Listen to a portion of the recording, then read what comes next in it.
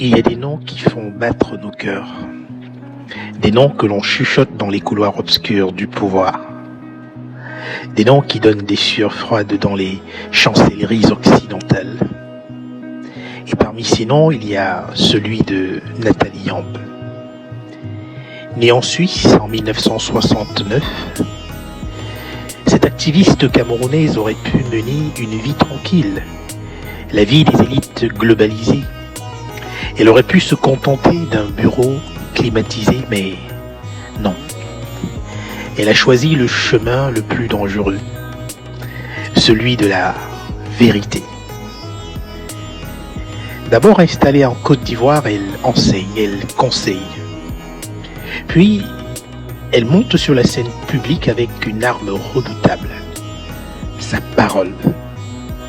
Une parole qui ne caresse pas, une parole qui tranche.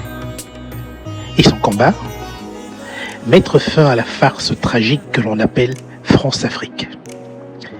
Dénoncer le franc CFA, cette laisse monétaire qui étrangle les économies africaines.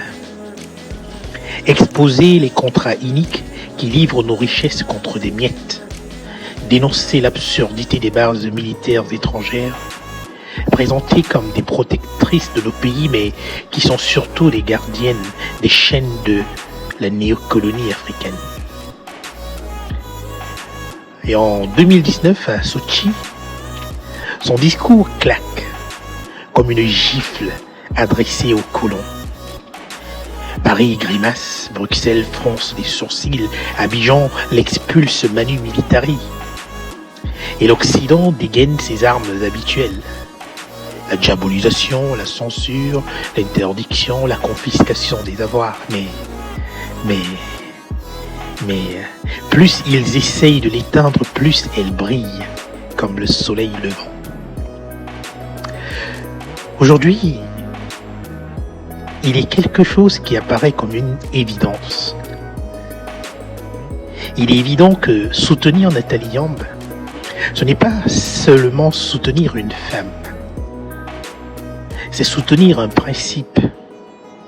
C'est soutenir le principe selon lequel l'Afrique n'est ni un supermarché de matières premières, ni une colonie monétaire, ni une piste d'atterrissage pour parachuter des gouverneurs étrangers.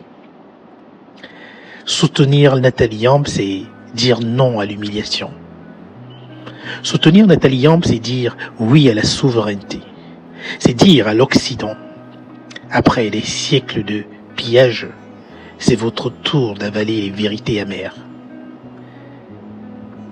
Chez nous, à Vision Kamite, nous disons que l'Afrique n'a plus besoin de permission pour exister. Et c'est ça